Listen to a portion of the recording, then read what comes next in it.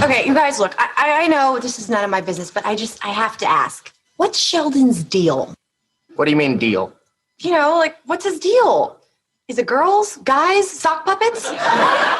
You're riding Morning Shotgun with the Armchair Quarterbacks. We're here weekdays, streaming on the Armchair Quarterbacks app. Download it today. Your first choice for sports talk here on the First Coast. If I could get out of this place. This portion of the show is being brought to you by The Best Things in Life, which are still free with minimum purchase at participating dealers. Hey, Jacksonville, winter is the perfect time to start planning for your healthy, pest-free spring lawn with True Green, America's #1 lawn care company. True Green's science-based approach and local expertise will help give your lawn the year-round care it needs to be thick and weed-free. Go to truegreen.com/radio to save 50% on your first service. Just call 866-946-5956 or go to truegreen.com/radio today and get a lawn to be proud of. What do you believe in then? Well, I believe in the soul, the small of a woman's back, the hanging curveball, high fiber, good scotch, that the novels of Susan Sontag are self-indulgent, overrated crap. I believe Lee Harvey Oswald acted alone. I believe there ought to be a constitutional amendment outlawing AstroTurf and the designated hitter. And I believe in long, slow, deep, soft, wet kisses that last 3 days. Oh, my. Armchair. Good morning. Good morning. Good morning. Good morning. Good morning, y'all. Get your morning started off right. Weekdays with the Armchair Quarterbacks, riding shotgun with you wherever you're heading. Early in the morning, I say good morning. Hello, and how are you? Armchair. He only has 3 rings. I'm 7-0 this season. You auto-drafted. That's what all the great GMs do. They delegate. You didn't do anything. Yeah, I did. I set the cue. Without fantasy football, what would friends talk about? I almost wore shorts today. Oh. I was going to do a sweatshirt shorts combo. Switched to pants instead. Armchair.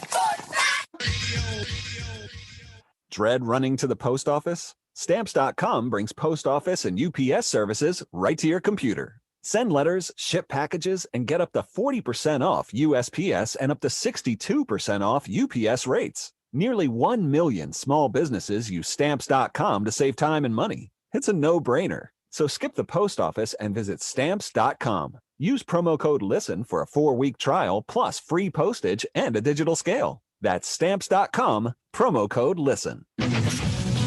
This is Jim Rome. Join me in the jungle for your phone calls and the biggest names in sports. Stop by weekdays, noon until 3 Eastern, 9 to noon Pacific.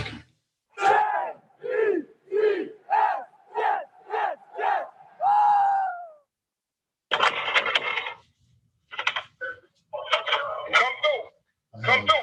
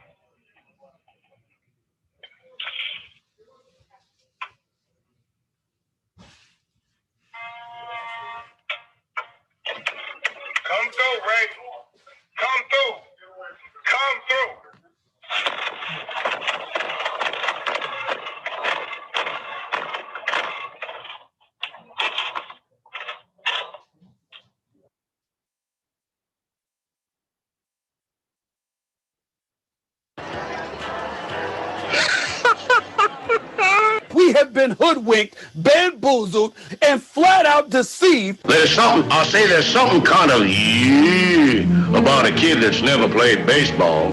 But what the hell, boy? Make sure to listen to the Armchair Quarterbacks. Good enough for us down here in the bayou. Go Tigers and the Armchair Quarterbacks. It's morning. Yes, and what a lovely morning.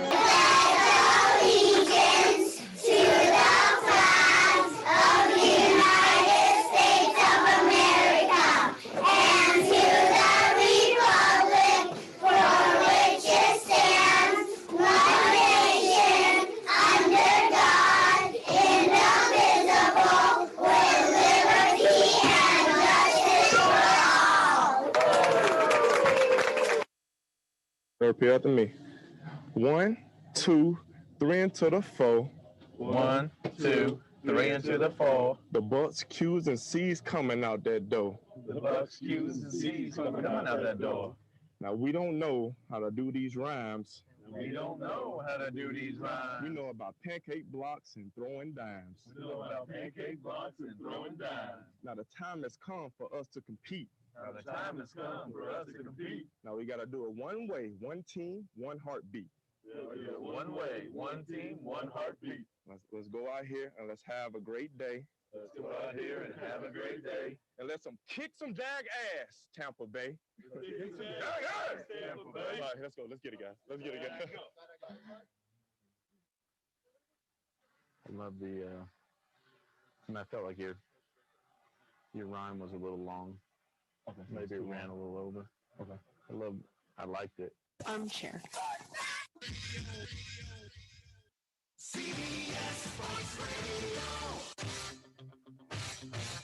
You're listening to the Armchair Quarterbacks on CBS Sports Radio, #1 sports station. Good morning, and this is your Armchair Quarterbacks Sports Flash. The second half of Major League Baseball begins today with a full slate on Friday. Starting at 7:05, it's the Red Sox and Yankees. MLB.TV will have free baseball, access to almost every single game to kick your weekend off. At 7:20 Eastern, the Tampa Bay Rays, in the playoff hunt in their own right, they're traveling to Atlanta to take on the Braves, scuffling behind the nets with hope to turn it around. 8:15 Eastern, another big series. The San Francisco Giants, with one of the better records in all of baseball, they travel to the St. Louis Cardinals. St. Louis, looking to get some bounce back after the break, have to turn it on as they've led a rough past 6 weeks. 9:40, the Chicago Cubs are at the Arizona Diamondbacks. Chicago is in the middle of Billy Seller Dewey 5 mode. What will be decided over the next several days. Some other of interest, Detroit Tigers, 2:10 Eastern start. Makeup from the May 9th rain out. It's a part of a 2-game doubleheader in Detroit. The second game will take place around 7:10 Eastern. The Marlins and Phillies, 4:05 Eastern. They are also part of a doubleheader. Game 2 is expected at about 7:30 Eastern. Mets are back at it with the Pirates. This time it's in Pittsburgh, 7:05, and also 7:05 first pitch. You've got the San Diego Padres at the Washington Nationals. Two teams fighting for their playoff lives. Rangers travel to the Blue Jays as Toronto is right in the thick of the AL East race. Brewers and Reds, 7:10 first pitch. Milwaukee was on fire in the first half. We'll see if they can continue their success as Cincinnati is looking for a possible sweep to get them back into it. At 8:10 Eastern, it's the Orioles at the Royals. Astros and White Sox, they begin at 8:10. And the Los Angeles Dodgers, they begin the second half in Colorado, looking to make that run to possibly defend their World Series title. At 9:38, it's the Quiet Mariners in Los Angeles against the Angels. They are in the playoff race. And the Cleveland Indians at the Oakland A's. Oakland and Cleveland are two teams that are expected to be in it all the way till the end. And that's your Armchair Quarterbacks Sports Flash. Stay tuned for the Armchair Quarterbacks radio show and YouTube Live. Please like, subscribe, and share our show today. The Armchair Quarterbacks, your first choice for sports talk, live from the First Coast.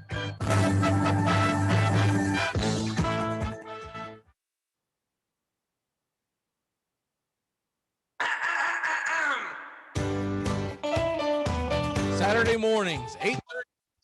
Dixie Football Nation is back and better than ever. We've got Tony Agolini, Matt Carr, Tones Areola, Bobby and Angelo, along with Mac McGee this fall. Dixie Football Nation heads to the gridiron, talking ACC, SEC, the Big Ten, and all the big games throughout the college football land. That's Dixie Football Nation, 8:30 Eastern, 7:30 Central, Saturday mornings on the Armchair Quarterback Show's YouTube channel, going live. Or catch the instant replay. Good morning. It's time to wake up. Good morning. It's time to wake. Good morning. It's time to wake up, y'all. You're listening to the Armchair Quarterback Show. We're here weekdays on CBS Radio, YouTube Live, 8 a.m. Eastern, 7 Central, 5 Pacific. The Armchair Quarterback Show, your first choice for Southern sports talk. Good morning, Mr. Justin Waller. Good morning. I don't know much, but I know one thing. I heard there was an all-star game, but now that it's over, baseball season begins. I can be excited again. Hi, I'm Mac McGinn. I don't know much, but I know one thing. I'm going to combine the Richard Sherman and the Jock Peterson. Jock Peterson, come through, baby. Come through. Come through, Jock Peterson. You're listening to the Armchair Quarterbacks. You're even scared to ask a girl out on a date. Why does everybody think that I'm scared of girls? Because you're a chicken. You're a chicken. Cuckoo-ca-cha! Cuckoo-ca-cha! What are you doing? Michael and women? That's what I was just telling him. Look, I haven't found the right girl. When I do, I will ask her out. Has anyone in this family ever even seen a chicken? Wait, I got the perfect name. That's enough. Oh, come on. Armchair. Community Access Channel. He's the armchair quarterback. He's full of beer and he's full of snacks. The all-American man. Hey, howdy, hi, top of the morning to you. Welcome to the Armchair Quarterback Radio Show. God dog, I'm having some damn issues with the damn machine this morning. How are you, Mr. Justin Waller? I'm doing great, Mac. Just putting out fires, and it's Friday, buddy.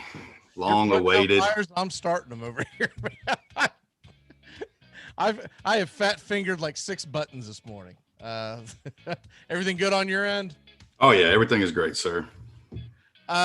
So man, so much to get into, so little time. We're about to jump into the Saints, but before we do that, the Richard Sherman video that led this morning's video off. Anyone who joined us a little late, the short of it, there's video of Sherman at his parents, or I'm sorry, his in-laws' house outside the door. The ring video was leaked.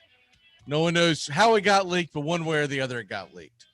And it shows him vigorously trying to get in the door, shoving it hard several times, telling someone named Ray, come through. I don't know if that is his dad's or his stepfather's name. I don't know who Ray is, but this is what was going on when the 911 call from yesterday that we showed everybody. This is what was going on. We were wondering, how the hell is he getting a domestic violence charge when he hasn't harmed anybody? Well, now you see the answer is the fact that he was trying to huff and puff and blow his in-laws' house down. He will be going to in front of the judge. They said, I think it's as early as today is what they said. And they'll go from there. He was released on his own recognizances yesterday, no bail. So we'll see what happens. He is a free agent, and that plays a lot into this. And I know the number one thing is to make sure that everything. He evidently needs some help, obviously. But then when you look at the big picture of this, whether or not someone will hire him again is a huge question mark, because he's an aging defensive back. I think he's like 31, 32 years old, somewhere in that neighborhood. And will they take him? Will anyone take a chance on him, Justin, that isn't named the Tampa Bay Buccaneers? Maybe Dr. Fauci. I mean, he likes these coronavirus lockdowns. Apparently they're taking a toll. So, he can probably justify this and spin it and come out the other side. I mean, Richard Sherman would be a great Washington National, wouldn't he? I just, man, people need to get out of the house, need some socializing. Bottled up too much, and your issues are coming to a boil. So I hate to see that, but yeah, I think it definitely explained how the charge came about. Yeah, and now one thing to be noted in this for people who have missed this part of the story, he was intoxicated, because the other part of the charges is he had a DUI hit and run. So I don't know if he literally ran to this residence, but he hit and ran DUI charge. So that's going to be it. The whole thing's going to be a lot to endure for anyone to hire him this year. And that's why I think we won't see Richard Sherman this year. And a defensive back in his early 30s takes a year off. We may never see him again. And it's kind of a shame for a guy who's had an outstanding career that this may be the mark that he's remembered by. So we wish him well on that. But there's so much more to get into, Justin. We can't hang on this. Back in the day when I was doing 3-hour shows, we could talk about this for 20 minutes. Yeah, I still want to go on a rant about, come on, man, set a better example. Quit driving, folks. Quit driving. Call somebody. There's too many options to have someone pick you up. Stop it. And I don't know what he was driving, but I guarantee it was nice enough where he's not blending into the crowd. You know what I mean? Just stop. He's not doing what, in other words, if I hit and ran somebody, I've got a much better chance of getting away with it because I got an old beater pickup truck there. I was like, I don't know, some ugly ass damn thing. I think it was a Ford, but I'm not sure what it was. Uglier than hell. Richard Sherman's hitting you with probably a Maserati or something. It was like, I had gold Maserati in my head. Exactly. That's and Richard Sherman, he's probably got vanity plates on the back knowing him. Yeah, something to the effect of Sherman was here. I think now it'll be like come through, but damn good and well, man. So you're not going to get in this day and age with video everywhere. You're just not going to get away with anything. Now, putting that aside, and we're going to try to get into some golf here in a second. There's so much going on. The Atlanta Braves made kind of a splashy move yesterday. And I know Jock Peterson is not Ronald Acuna Jr. He's never going to be confused with him, but the guy has been clutch in his Major League Baseball career. And he's hit lefties better than everyone thought he was going to. They said this year in this first half alone with the Chicago Cubs, he has faced more left-handed pitching than he did the previous 5 or 6 years that he spent with the LA Dodgers. The Dodgers always just had him facing righties. Evidently he's decent at facing lefties. I think the Braves will probably platoon him, but at least we know you can put him in there. He's got a good arm. Once again, I'm not trying to confuse him with Ronald Acuna Jr. That's a once in a lifetime kind of talent that Atlanta has. But he's a serviceable guy, Justin. I also feel like this gives you a shot in the arm going into this big series. And I laid it out in Braves country this morning, which will be up shortly after this show. But, dude, the stretch that the Atlanta Braves is about to go on before they get to the All-Star break, it's the Rays here for 3. Then they got the Padres. Then they've got the Phillies. And then they play the New York Mets for 5 before they get to the trading deadline. And oh, by the way, you've got the Brewers looming right there as well. Right. So that's going to define their season the next 2 weeks. I don't think they'll make another major move until the trading deadline, because I think they're going to basically say, look, we tried to get you something. Y'all prove that y'all are capable to go out there and stand toe to toe with the Mets. And I honestly, I think going 500 would suffice. I think if you go 500, excuse me, of course we haven't gone 500 yet, but if you go 500 over the next 12-ish games right before the trading deadline, you're going to be right there in the fight. And at that point, they may make a major move. They may bring in a closer. They may bring another bat in that I think they desperately need in the outfield. One way or the other, whether it's a center fielder or a left fielder, they need a bat. What do you see big picture on this? And I feel like I'm just doom and gloom today. I'm not liking any of the moves. I mean, I feel like this is I go back preseason. I'm still upset about the Ozuna signing, and we rumored about Peterson there. I mean, you look at your outfit. You don't have Acuna, you don't have Ozuna, and you've got an expensive Gold Glover that can't hit his way out of a wet paper bag in Ciarte. So one of the best talented outfields if you could get him out there on the field, but just didn't happen this season. And a lot of armchair quarterbacking this morning, pun intended. And you still want Peterson to begin with, or re-sign Duvall, which is what I've screamed this entire offseason. So anyway, I'm just bummed out on it. I'm Nancy. I'm going to move on because I can't be unpissed off about it. Well, look, he's hitting 230, which honestly, sadly enough, that's about league average nowadays. I know that's pathetic, but that's what it is. He's got 11 home runs, 39 RBIs. And, you know, the other big advantage to this, I think might have slipped under the radar for a lot of folks.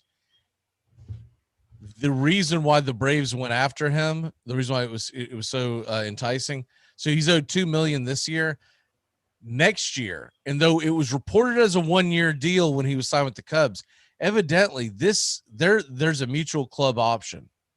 So in other words, if the Braves want to bring him back and he wants to be back, they can bring him back it's right around the 10 million range. There's different reports that are arguing back and forth, right? But basically about 10 million. If they decide they don't want to bring him back, they have to pay out 2.5.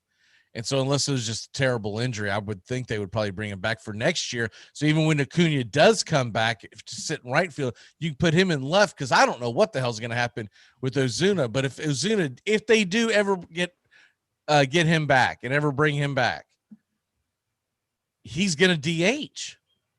So this is a big deal across the board for Atlanta. Maybe they don't make the playoffs this year. Maybe they don't, make that kind of special run.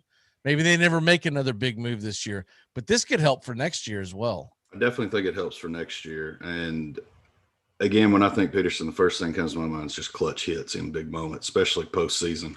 And that's what you want. You've missed a Markakis on this roster, the bat that you knew no matter what, going to make contact, going to put the ball in play. Might be an out, but he's going to fight it off. He's going to give you something. He's going to fight through and eat some pitches. And Peterson coming up clutch is one of the big things that, especially that Game 5 home run in the World Series against the Rays. There's been a few of them over the years, but big clutch moments stand out for me and Peterson. And his OPS this year is 718. You don't like that. That's not what you typically want. For someone to be considered a power hitter, you want him 900, but you can live with around 800. So hopefully he gets more to where he was last year, or actually the year before. I guess going back to, I guess his last solid year offensively would be considered 2019, because it was such a small sample size last year. Last year he only played 43 games. So it's hard but if you go back to 2019. He's an 876 OPS, a 600 sluggo. You can live with that. I mean, that's a guy you can put. I would still say he won't be. I think they'll put him in between Ozzie and Riley versus right-handed pitchers. That would be my guess, because then that's going to make it where Ozzie. They might leave Ozzie down at the 4 hole, but I would think it would go whoever you have leading off, whether it's Almonte or Heredia or whatever, and then Freddie, and then most likely you could either go Peterson, Ozzie, or Ozzie and Peterson, and then Riley hitting 5th would be my guess, is how they would go with that. Versus left-handed pitchers, he's either going to be much farther down in the lineup, or they will give him the day off, which we'll find out really soon, because I think it's Sunday's starter for Tampa is Rich Hill. So that's going to be your first, are they or aren't they going to start him? Not to that stretch for Atlanta before we move on. They don't get a day off till August 2nd, starting today, unless there's a weird rain out. They don't get a day off till August 2nd. That's going to take a toll on that terrible bullpen. So I'm hoping if they do get aggressive, they make the move before the 5-game series versus the Mets, as far as bullpen goes, because they're just going to need bodies at that point. Every one of their opponents are either in second or first place in their respective divisions. I mean, that's over this stretch run. I mean, it's nothing more than that. Just the 1 and 2 stacked across the, East Central. Let's not overreact. I mean, we're only the 3-time defending champion. Don't worry about it. We'll figure something out. Doug Peterson can pitch. I mean, come on. Fine. We're playing the Rays tonight. We'll be fine. The Mets Their playing the pitcher Pirates. can't even hit. The Mets are playing the Pirates, but we're playing the Rays. We'll be fine. I did look at the Mets schedule going forward. They do have a tough road after this weekend. So they don't necessarily they're not exactly going to be on easy street while Atlanta's playing all the tough teams. Okay, let's go ahead and dive into the New Orleans Saints. Is they're going to be eating them W's this year, man. Did you log on in time to see the video with Jameis doing his poetry or whatever the hell that was? No, I did not. Oh my God. You gotta go back and watch this. He's in a is when he was in Tampa and he's in a pregame huddle. It looks like it was in the locker room, and he's got this long-winded rhyme/poem trying to get his team jacked up. And at the end, it's spliced up where you see Fitzpatrick sitting next to him. He goes, "That's a little long." And then he was really nice. He goes, "I liked it, but it was a little long." I would say this was probably like one of his very first years in Tampa, because when he was younger, he was trying to get everyone's. It'll be interesting to see, to me, what kind of a leader he is this year compared to where he was in Tampa, because I think he was always trying to prove himself. And now that he's had a year to sit behind Breeze, to listen to Peyton, he's also much older now. What has he got to be? I don't have it in front of me, but I'm guessing around 27, 28 years old, because he was national championship was 2013. That was 8 years ago. And he was around 19 at that time, I believe. So that takes, he's got to be around 27, 28. I would think there would be a little more of a leadership involved too. And it's also good for him that he sat for a year, got to know his teammates, and is not coming in. Like, let's say he resigned somewhere, Justin, he went walking into, we'll just say the Panthers, like the Panthers never took their, made their trade for Darnold, and he walked in this year. I think he's the kind of kid that we worry too much about everyone going to accept him. He should be ready to roll. And I do believe he's the quarterback. I think Taysom Hill is going to be what he's always been, which is that pain in the ass you have to game plan for, but you're not going to see him more than about 5 to 10 plays a game. Well, we do know that he had his LASIK, so we know that he can distinguish between the jersey colors now. So he should have more touchdowns than interceptions. So if all that is true, should be a good season. They've got a brutal schedule. It's going to be fun to watch. I think it's going to be exciting. It's going to be very entertaining, especially with that offense and the weapon players that they're going to be bringing back. It's going to be something to watch, because we know Jameis has no problem airing the ball out. Question is, which team catches it? So there's only 3 preseason games this year, right? And the first one's at Baltimore. I don't expect a whole lot of play there. The second one's against Jacksonville, and I believe the number 2 game is going to turn into what used to be the number 3 game, which would be most of your starters will play at least a half in that game. The third game is August 28th against Arizona. That's a little less, or that's right at 2 weeks before kickoff of the regular season. And I would tend to think that most teams aren't going to play a lot of starters. If they do, it's not for very long. From a quick fantasy standpoint, Jameis Winston's the quarterback.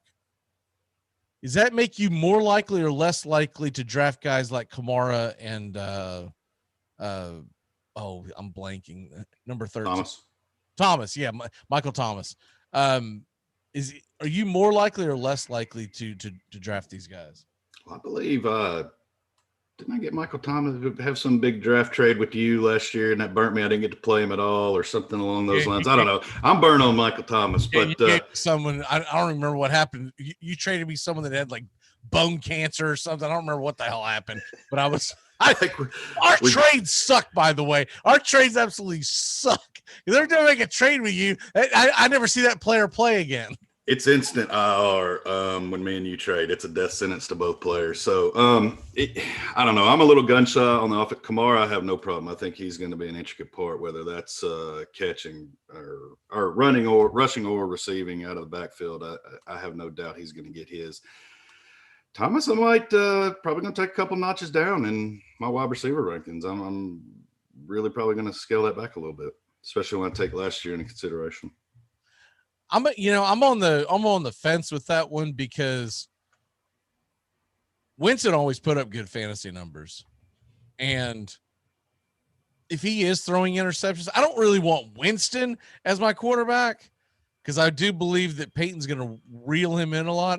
But if you remember, Winston always like focused on like the best receiver on the field, right? And he would like lock into him. So I'm kind of on the fence about, man, Michael Thomas might have a resurgence this year, but I get what you're saying too with the injury and whatnot. And then also, will they take the ball out of his hand? Because if Sean Payton's involved, he might find more ways to move the ball on the ground, right? With Taysom Hill, with Kamara. Kamara is interesting because that article that I sent you or picture that I sent you yesterday was tied to an article. You got the top 5 running backs in the National Football League. Derrick Henry. This was the ranking.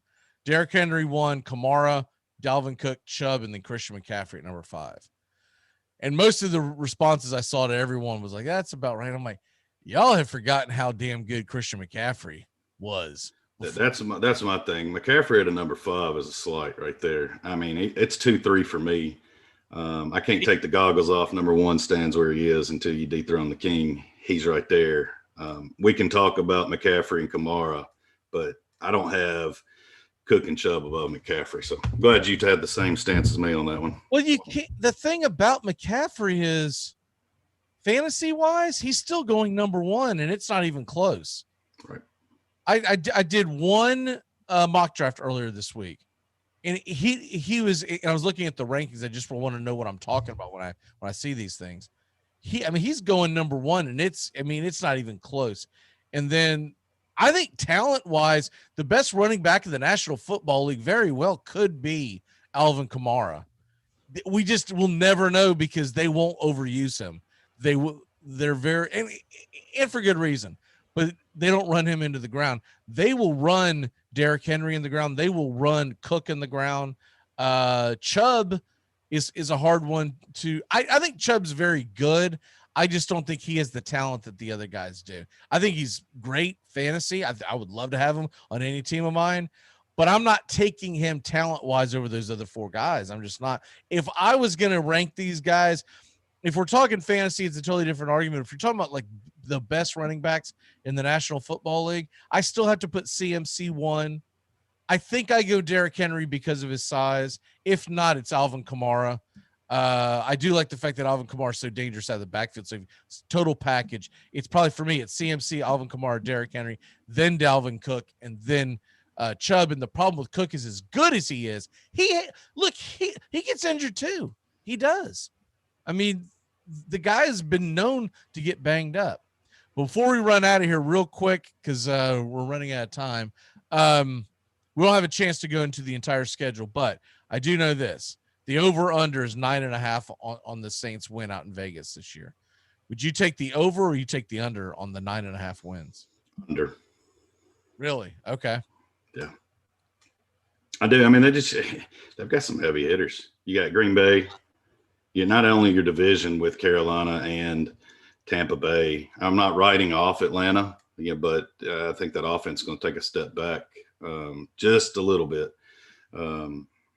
I say that, but they'll come in and we'll watch Arthur Smith do magic with tight ends all over again, and a rookie will dominate the NFL. So that being said, it's a tough slate, but you're out. You've got Green Bay, you got the Seahawks, Titans in that mix, Buffalo. There's a lot of contenders that are up and down this schedule. I think it's going to be very hard for them to roll through and do that, unless there's just something they've got schemed up. And like we said, Jameis comes out and has just reinvented his style and is now that elite pocket passer sitting back there behind Breeze. Then I don't see that they do it. Do you? there's 17 games, so if they go 9-8 is what we're talking about, 9-8 or worse. I just have more faith in Sean Payton. If it was 16 games, you'd have me right there going. I could see him go 9-7. I think that the thing is, as many tough games as they have, I think they have a lot of winnable games. But man, it really comes down to number 2 for the Saints, because if Jameis Winston comes out like gangbusters, this could be a dangerous team. But if Jameis Winston didn't learn anything over the last calendar year, then this team is, then you're probably right. This team's probably 8-9. I mean, they could be worse. They could be 7-10. But for every road game against the Patriots, they also have games against the Jets, right? So it's just, I'm not so much worried about the offenses. Can the defense shut down some of these offenses they're going to be tangled with, and can they keep them in to where a solid defense? I will say this: Peyton's usually pretty good about when he knows that he's a little crippled at the quarterback position, like with Teddy Bridgewater. He played a really conservative style of offense that kept his defense fresh. And as much as it might be important for Winston to do well, it's also going to be very important for Kamara to stay healthy, because that dude gets hurt, then I don't know what you lean on, because you can't have Taysom Hill back there in the backfield unless you come up with a lot of weird trick plays. What's your walk-off for the day? Baseball back this weekend, second half, time to make the moves. Everybody have a great weekend. Be safe. Don't drink and drive. See y'all Monday. All right, brother. We will see you on the flip side, and we'll be back in a flash here on the Armchair Quarterbacks. Matt Carr, we're going to talk a little bit of Saints, and we're going to talk about the NBA playoffs, and there's some rumor mills hitting the scene. We'll be back in a flash. Ooh, that's hippie talk. You're listening to the Armchair Quarterbacks Show. We're here weekdays. Drive time? Find the Armchair Quarterbacks Show on Facebook today. Put your flat in the dirt.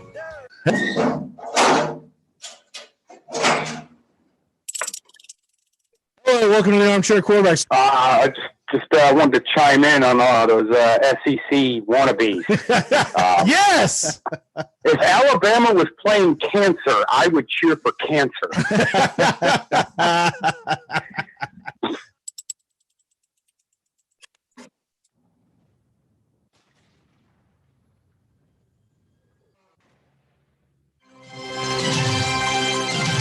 Armchair Quarterback Radio, your home for the SEC. Back third down on the 8. In trouble. Got a block behind him. Gonna throw and a run. Complete to the 25.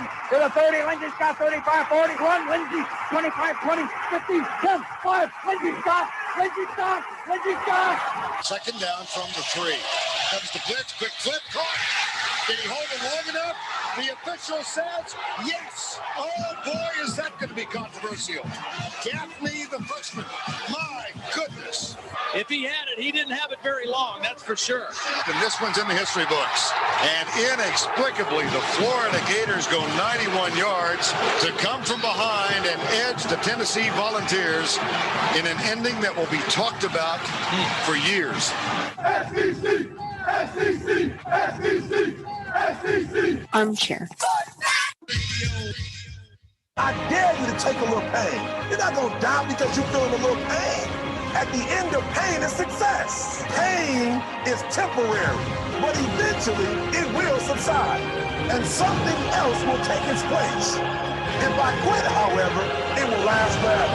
On the other side of that pain is your promise. Armchair. It all starts with just one thing. When recycling, rinse out jars and cans, and avoid recycling wax paper or paper soiled with food. This will reduce recycling contamination. Find tips and more at onethingus.com. What's your one thing? Armchair.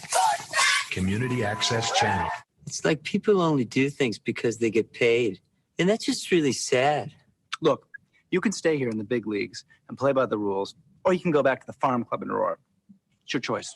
Yes, and it's the choice of a new generation. I've been hoodwinked.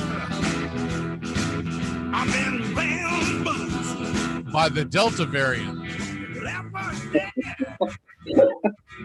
I've been plagued by refusals. It's Friday, baby. You know what that means? You got to find a way to get out of work early today. What story will they believe this time? You know, you never have to take off early on a Wednesday. It's always my toe always hurts on Friday about 3. Look, man, I'm sorry, but I'm going to have to leave early, and I may be a little late on Monday, okay? If that's going to be an issue. Save my employee of the month parking spot, please. Yeah.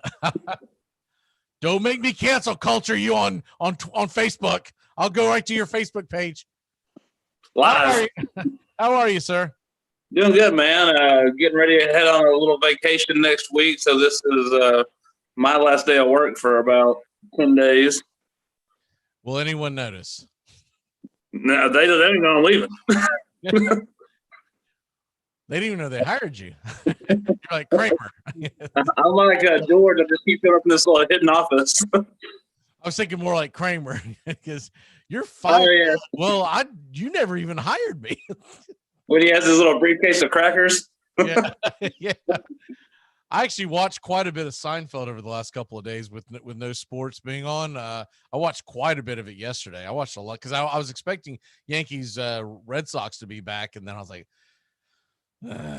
here we go again, man. Here we go again. These guys who are jabbed are getting quarantined and protocoled. What the hell kind of? It's beyond stupid at this point. But real quick before we jump into the NBA. Over under 9.5 wins on the Saints. We were just talking about this on the other side of the hour. What say you? That's a tough division, man. And so we don't still know who the quarterback is. I'm guessing, right? They still haven't named. They haven't named Winston, I would assume. I would be shocked if it's not Winston because Taysom Hill's not really a starter. You know, but didn't he won like 4 or 5 games for him last year? 9.5 wins or 17 game season now. Yeah, I'll take the over on that. That's what I'm thinking is that, but the problem, okay, so you got to find 10 wins. That first game is at home against the Packers. Well, what if Aaron Rodgers doesn't play, right? Even if he does play, is he all in? So I think they've got a decent chance to win those first 2 games because you got the Panthers. Yeah, it's on the road, but Sam Darnold going into a new regime, a new team, that there's going to be a learning curve. I do, by the way, believe Sam Darnold's going to have a decent career in Carolina. May not show up the first few weeks, but I think what they have proven that they've done in their college coaching career with Rule and Brady, I think they can do some things with Darnold. So don't give up on him yet is all I'm saying. But then they're at the Patriots. If you still got Cam Newton there, Matt, I mean, would you bet on the Patriots to beat the Saints? I wouldn't. Not if Cam Newton's there. So that has you maybe a 2-1 start, maybe even a lucky 3-0. And if it all goes right, you could go 4-0 because you get the Giants at home after that. Right. Now, I do think Washington's going to be really good, and I don't think I do too, and I hate saying that. Like, I don't hate a lot of NFL teams. I just the Redskins is not. I just cannot stand them. But I think they are back, baby? Question mark. I think the signing of Fitzpatrick is extremely underrated. I really do. Of all the things that happened in the offseason, it's like, okay, yeah, Fitzpatrick went. Dude, you just gave one of the best, if not the best defenses in the National Football League from last year a very savvy veteran quarterback. So he is Alex Smith 2.0, right? Yeah, and that defense, you said if they're not the best, they are. I think they are the best. If Tampa's right there behind them or close. Yeah, it's really close. When I think of the top defenses in the National Football League, it's Washington, it's Pittsburgh, it's Tampa, how they played down the stretch. Now, Tampa's going to have to prove that during the regular season. They really got hot towards the end, and they should because they're bringing the entire team back. But we'll see if they've got that fire, that motivation. And Brady keeps them fired up, man. I cannot wait for NFL to see this. I'm very much. It's a lot of good storylines this year. And evidently Brady will attempt his second year in Tampa to play on something called two legs.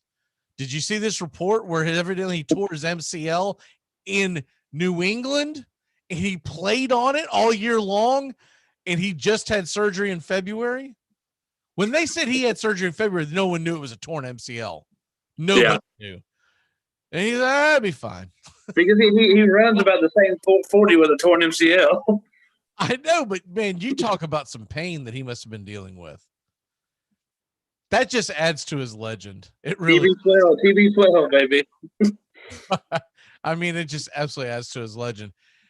When they go to Washington and Seattle back to back, that's going to be tough at home against the Bucks, and then home against the Falcons. By midway through the season, we'll see if the Falcons are a dangerous team or not. I think they could be.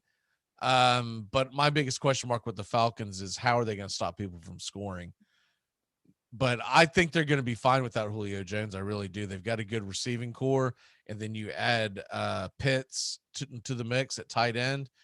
And honestly, Mike Davis is a solid running back. I think they're going to put points up.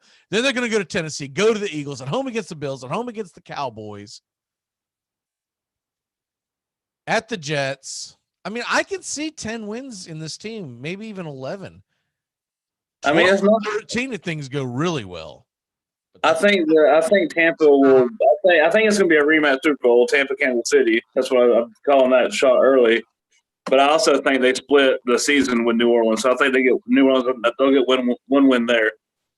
Yeah, those are the heavy favorites right now. If you look at the books in Vegas, I guarantee all your preseason prognosticators are calling for that right now. It's. I mean, how do you not? How do you not? You can't. You're not betting against Brady. You're not betting against Mahomes.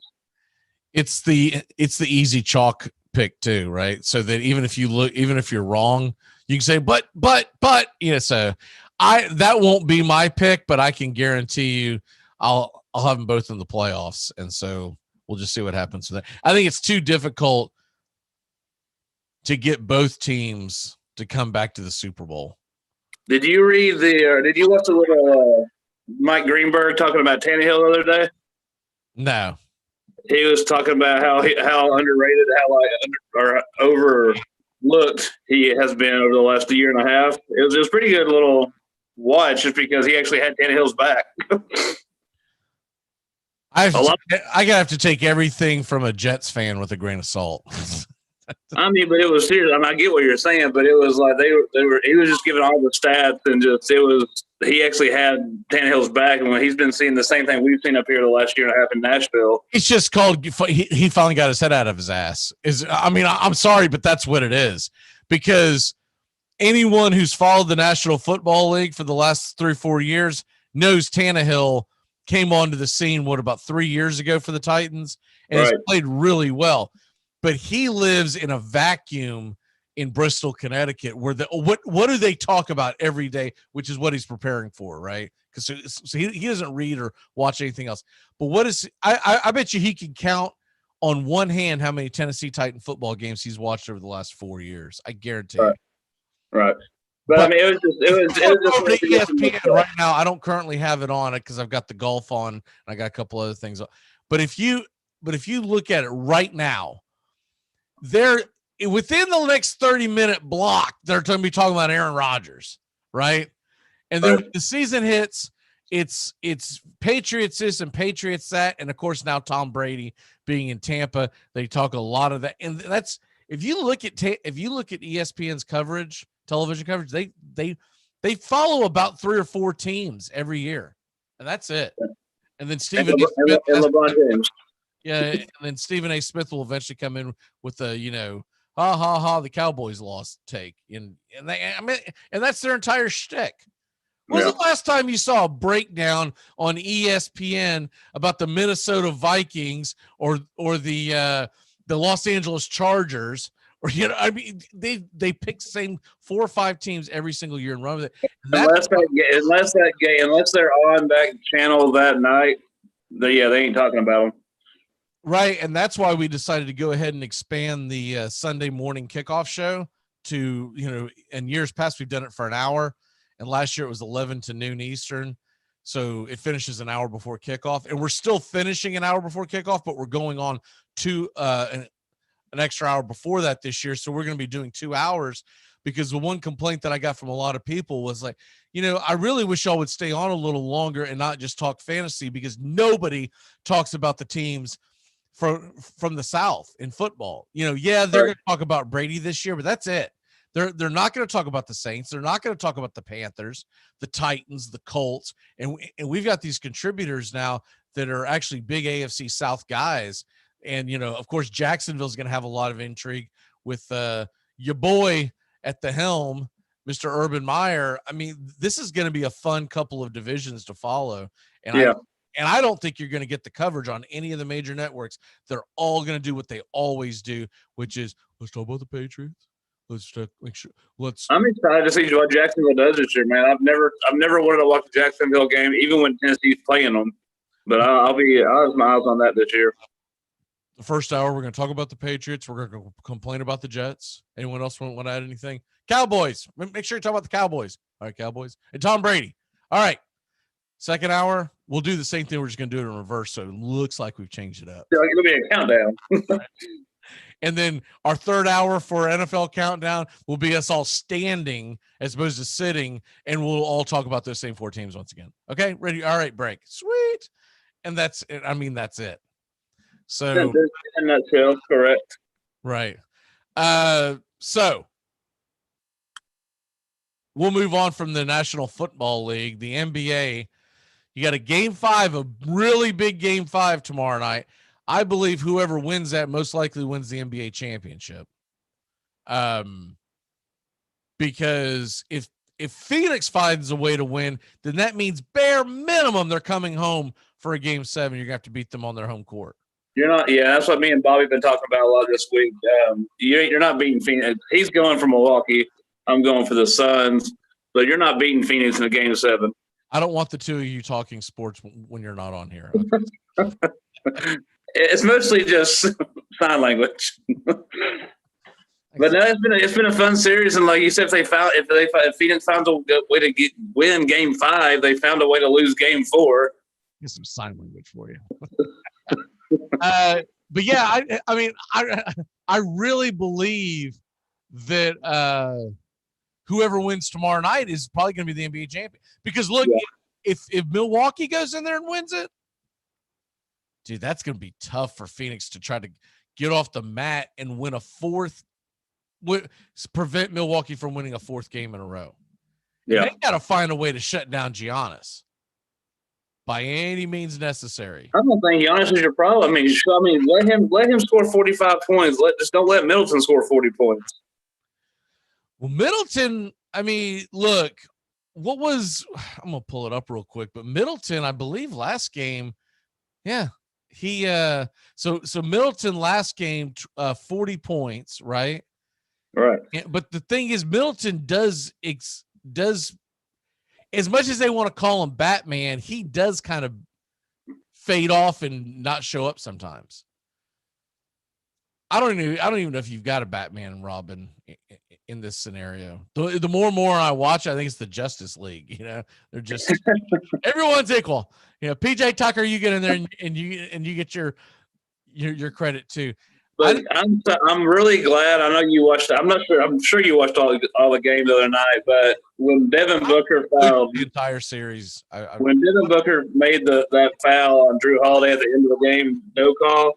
I was like, "Come on, Phoenix!" Actually, I was rooting for Milwaukee. Then I was like, "That's all they're going to talk about. If Phoenix wins that game, it's that play right there." So I'm kind of glad Milwaukee pulled that off. Well, screw you. I'm not. I want to see Chris Paul get his championship. Now, Chris Paul's got to show up. That's the thing. He was 5 of 13 from the field. Chris Paul, now he gets an extra day off, so I would think he's going to play well at home in front of his home crowd. I'm actually going to stay up late and watch this because it's on Saturday. I'm going to stay up late and watch this. I'm jacked for this game. I'm setting my entire Saturday up to be ready for this game. What does that mean? It means I won't start pounding beers at noon. Right. At 2. Right. 2 o'clock. we'll do our shows tomorrow morning, and then usually like around 12, 1 o'clock, I at least crack open my first beer, and then I fiddle around the house and do a few things. And by the time the wife gets home, I'm only 3 or 4 beers into, but I'm having a good time and chilling. Tomorrow, I'm going to make it till at least 12:15, 12:30 before I crack open that first beer. Hey, they'll give you 30 minutes. They'll give you 30 minutes of freedom in that, baby. I might even eat something tomorrow. I'm gonna be getting an invite from Facebook after dark about 11 o'clock. So because of the kooky schedule that we've done with taking days off, etc., we haven't done the weigh-in recently. Where are you at on your weight loss? I'm holding strong at what I weighed in at the first day. Oh, okay. I can't think anything else. I was gonna talk to you about that today because I was like, I think I was 220, got down about 215, and then just realized I really enjoy some good food. So I'm back about 230 right now. Well, it's not like you're in any kind of danger of looking like, me. My liver is on a hot take with you, so it's going pound for pound with you. I keep trying to convince my wife, I was like, if I just go on a liquid diet, I will lose a lot of weight. She's also like, you're going to lose a lot of wife too. Yeah. Go old Richard Sherman. I'm at 19 right now, 19 pounds, which was good, but it should be better because I was at 18 pounds at the beginning of this month. And I have been doing this stupid diet where we starve ourselves from about 7 p.m. local time till about 11 a.m. to noon, depending on what time, or 16 hours a day, we starve ourselves. And I ain't seen nothing out of this, man. And I'm even exercising. And I'm like, I ain't seeing nothing out of this. So I told her I was going to give it till the end of August. Until the end of July. And if it's not doing well, then I've got to come up with another theory. Because I would think my fat ass not eating for 16 hours a day. And it's not like I'm hogging out for the other 8 hours, right? But you eat sensible, but I don't see anything different. Like, I'm like, this is ridiculous. I'm on if you remember the Always Sunny season when Mac got fat. Yeah. He was never getting fat. He was just cultivating mass. Right. That's more of the track I'm on. But by the time you see me in September, I will be down probably to about 200 pounds. That's my goal. That's 30 pounds. Oh my God. I'm going to kick you square in the ding ding. If For me, when you first met, I was 180. If you're down to 30 pounds in September, you're getting kicked straight in the ding ding. I'm going to tell you that right now. But 201 keeps me safe. I got it. You better not go below that 200 mark, man. No, I'm going to start. When me and Ashley, we've been starting to do our little nightly walks. So I'm going to start doing I'm get back into running, man. Every morning before the show on the treadmill at a pretty good pace. And I starve myself. I ain't seeing nothing out of this, man. I'm getting a little pissed off. I'm just hungry. Exactly. Maybe that's what was wrong with Richard Sherman, man. He's needed a Snickers. Exactly. He had a few beers. He's like, I know y'all got Doritos in there. Come through. The other big thing before we have to jump off of here, there's heavy rumors that Ben Simmons most likely is going to get moved. That, because remember in times past, they would say things like,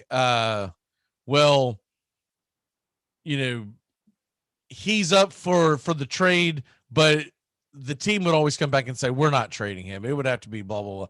Now it's coming out where they're saying, yeah, it is actually going to be. The phone lines are open. Yeah, exactly. And so that's big to me but here's the thing. What the hell do you get for Ben Simmons? Because I think they're going to overvalue him. Don't you? Yeah, Ben Simmons is good. You're seeing what he did with playoffs, which is terrible. But he's not if the big trade I've been seeing is him going to the Kings, I see that's kind of a fair value what they've been offering. If that goes down, I see that being actually a fair trade. Which is Buddy Hield and the rookie, the guy from last year, I forgot his name, but they packaged them together. I can see that. That would so be a place that Ben Simmons would end up at. The Kings, yeah. Yeah. I could really see that. Never to be heard from again. Never be heard from. Nobody watches the Kings basketball. Never be heard of again. Yeah. He'd be that tip of the tongue guy for the rest of his year. What is that? What is that dude's name, man? That guy, LSU is the next Shaq, the point guard. Point guard. Yeah, dude, he was in Philly and they traded him out to California, and everyone's like, Bryce Harper? No, man, the basketball player guy. Oh, Philly to California, you're talking about Wilt Chamberlain. No, the other guy. That'll be his entire career. You're talking about Will Smith, the Fresh Prince of Bel-Air. Right. No, he plays for Sacramento. Dude, Chris Webber's been retired for a long time. You don't know what you're talking about. He's in the hall now, man. He's in the hall. Aren't we all? I got my letter of acceptance to the Basketball Hall of Fame the other day because I had a really good stretch in the late 80s pickup games of basketball on the west side of Jacksonville for about 2.5 months. So I got inducted. I just didn't have time to get up there and actually, give my speech. But, I appreciated the thought. Before we jump out of here, though, do you see the Celtics making any kind of big move? Yes. Trade, or are you thinking free agent? I'm thinking trade. I think Jaylen Brown's gone, man. What? Yeah. I mean, I don't know how I feel about it, but I think that's all the rumor mills I've heard is Jaylen Brown gone for somebody. That better be a somebody. I mean, that's the Damian Lillard type somebody I'm thinking. I mean, it's got to be. Look, if they got rid of him and got Damian Lillard, I could live with that. But Jaylen Brown, man, I don't want to just give him up just because, things aren't working. We're going to try to mix things up here, and they get a couple of pieces that are just junk. I mean, you better go get yourself a Zion Williamson, someone who changes the team. Yeah. You need a name, man. I just think Brad Stevens is at the helm, man. I think he's going to make big moves because he's been sick of watching Danny screw him for the last 7 years. You think it's more likely big guy, or do you think it's more of like a Damian Lillard type? Well, I've been saying a big guy for the last 7 years, so probably, a big guy. I could see it. Would Kawhi want to be traded there? In other words, I would be happy with that. I mean, you talked about last week. I'd be happy with that all day. He opts back in, but wants to be traded to the Clippers, and the Clippers wouldn't really get screwed out of the deal. They'd still be a really good team with PG-13 and Brown going out that way. And you get Kawhi to mix in with Tatum, because as much as you want a big three, you really need a big two in the NBA, and then a third guy who contributes. And then, of course, I think a lot of people have forgotten the trade that the Celtics have already made to bring back Horford. Right. So I don't know, man. That's an interesting. It's going to be a good offseason. Like I said, offseason and then playoff basketball is the best part about NBA anyway. Can we get this stupid thing out of the way? The stupid championship, so we can get to the offseason. The best part of the NBA season is that 2-week period in the offseason. And it used to be July 4th. Besides all this crap happening, it was always July 4th. So you couldn't wait for July 4th because that was like the trade deadline or the opening up a free agency or something. That's a patriotic thing for you to say, man. America. All right, it's time to turn back. Time to get the hell on out of here on another great edition of the Armchair Quarterbacks radio show. Good Lord. All right. On this date in 1897, where were you? Colts first baseman. That's right, the Colts. First baseman Cap Anson becomes the first major league player to collect 3,000 hits when he singles off of George Blackburn, the 45-year-old infielder. Historic hit in a 2-1 loss to Baltimore at Chicago's West Side Ground. The Chicago soon-to-be White Sox went by the name of the Colts back then. Remember, Cap Anson at one point played for a few teams, and just like they did with the Cleveland Indians, Cap Anson's team for a while that he played for was called the Caps. That was very popular back then.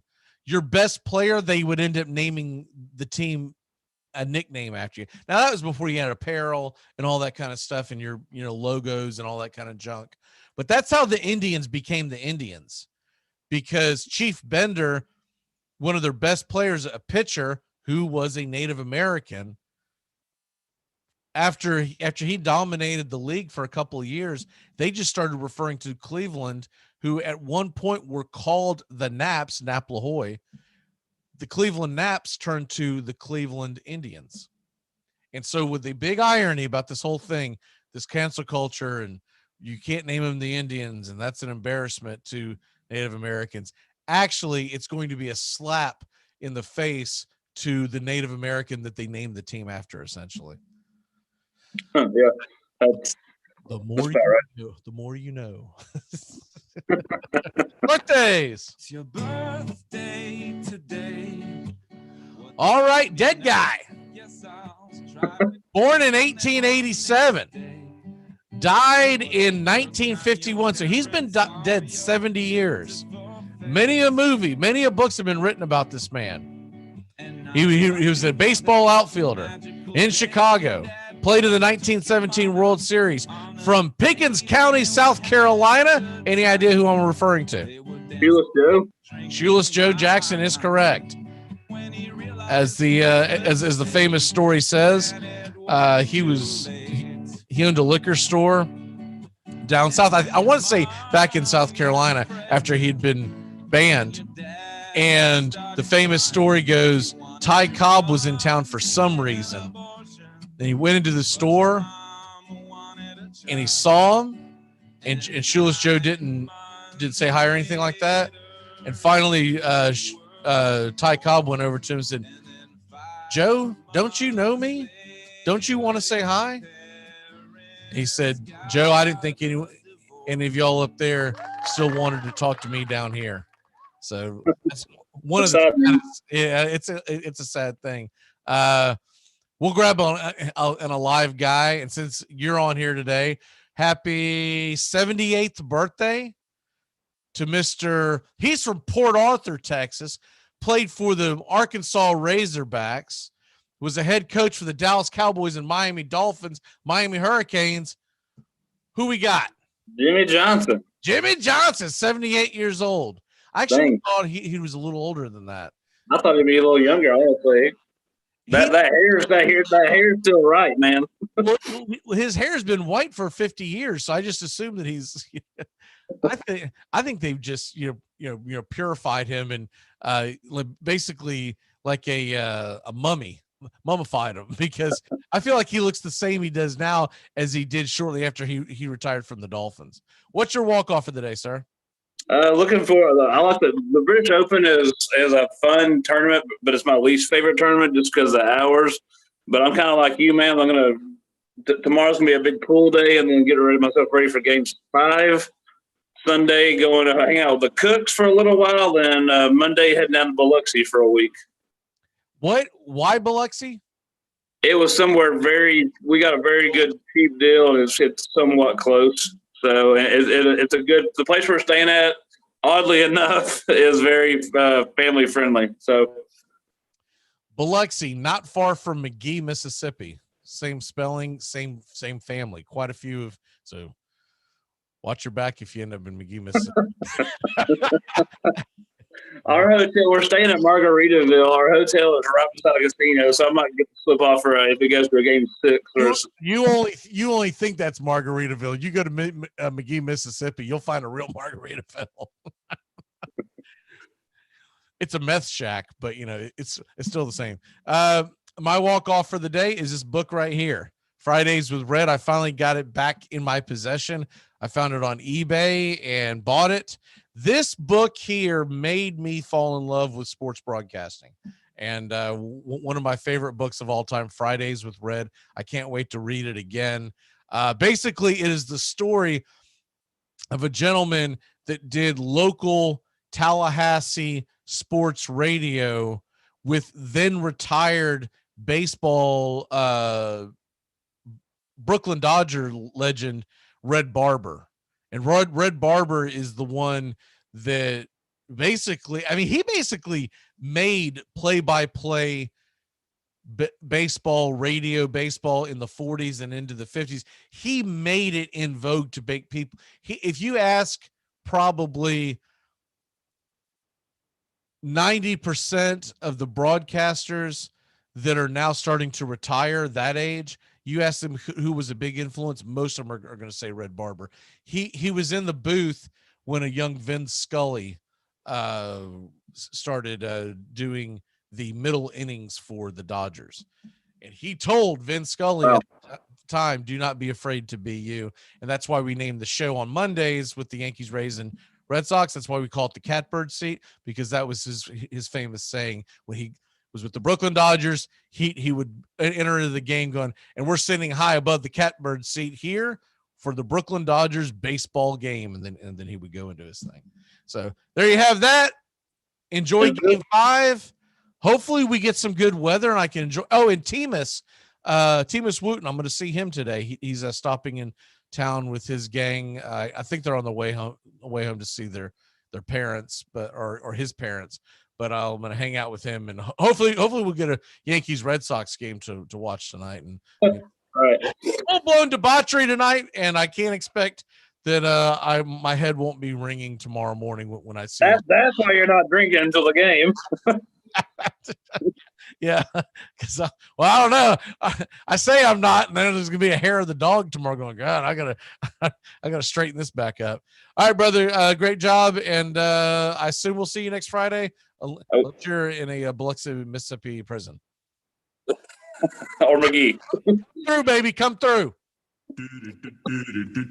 Goodbye, sweetheart. Well, it's time to go. We're back tomorrow with another show. Well, unless we're fired, we'll talk to you then. Goodbye, sweetheart. Goodbye. Goodbye. Guys and gals, it's time to go. We'll see you on the next show. Same bat time, same bat channel.